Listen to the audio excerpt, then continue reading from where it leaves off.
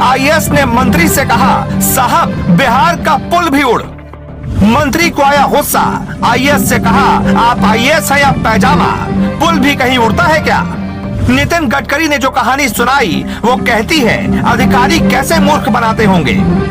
नितिन गडकरी को पाठ पढ़ाने के लिए आईएएस ने पुल उड़ा दिया। बिहार में आंधी आई, एक पुल उड़ गया।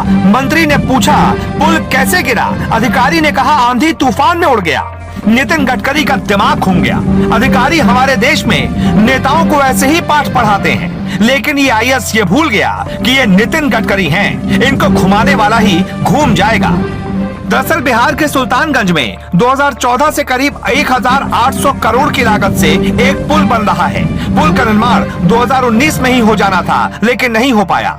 29 अप्रैल को हल्की हवा तेज होगी और उसी दिन वो पुल भरभरा कर गिर गया था। पुल को हैंगिंग मॉडल पर बनाया जा रहा था, लेकिन अधिकारियों की लीपापोती ऐसी कि मंत्री के सामने अधिकारी को कहना पड़ा पुल तो हवा में उड़ गया था। अब पता चला देश में विकास क्यों नहीं होता है, क्योंकि अधिकारी ऐसी रिपोर्ट बनाते हैं जिसको सुनकर किसी का भी दिमाग चकरा जाए। भरे मंच पर आईएएस की फजीहत नितिन गडकरी ने भी कर दी और सुना दी पूरी कहानी। अभी परसों बिहार में ब्रिज गिर गया, तो मैं सेक्रेटरी को पूछ रहा था मेरे कि भाई क्या हुआ?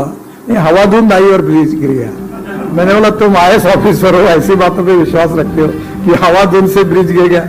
मेरे तो बात समझ में नहीं आ रही कि हवा धुंध से कैसे ब्रिज गिरेगा, कुछ ना कुछ गलती होगी।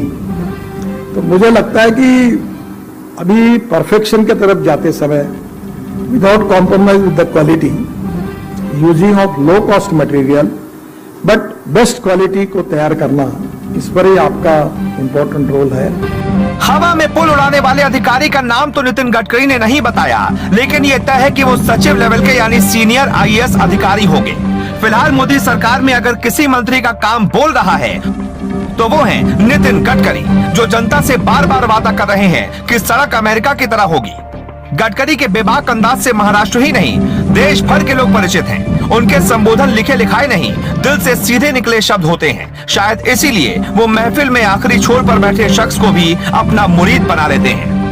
आरएसएस के बेहद करीबी माने जाने वाले नितिन गडकरी 2010 से 2013 तक बीजेपी के अध्यक्ष भी रह चुके हैं। नितिन गडकरी के दूसरे कार्यकाल के लिए बीजेपी की राष्ट्रीय कार्यकारिणी ने पार्टी संविधान में संशोधन भी किया और उनका दूसरी बार अध्यक्ष बनने का रास्ता साफ हुआ, लेकिन किस्मत को ये कतई मंजूर न था। ऐन वक्त पर नितिन गडकरी को अध्यक्ष पद छोड़ना पड़ा। उस वक्त उन पर कई बेबुनियाद आरोप लगाए गए। तब राजनाथ सिंह को कमान सौंपी गई। तब मोदी और शाह दिल्ली नहीं आए थे। गडकरी को जो भूमिका दी गई उसमें वो हिट हैं। और अगर ये कहा जाए कि बीजेपी में उनका कोई विकल्प नहीं है तो गलत नहीं होगा। वो क्यों, जरा समझिए। 2009 में बीजेपी की लोकसभा चुनाव में करारी हार हुई। राष्ट्रीय अध्यक्ष गडकरी को बनाया गया। उससे पहले नितिन गडकरी महाराष्ट्र में पार्टी के प्रदेश अध्यक्ष थे और महाराष्ट्र विधान परिषद के सदस्य थे। महाराष्ट्र के नागपुर जिले में एक ब्राह्मण परिवार में जन्म लेने वाले नितिन गडकरी ने एलएलबी और एमकॉम तक की शिक्षा ली है। वो ईमानदारी के लिए जाने जाते हैं और काम करने का तरीका सबसे बेस्ट माना जाता है।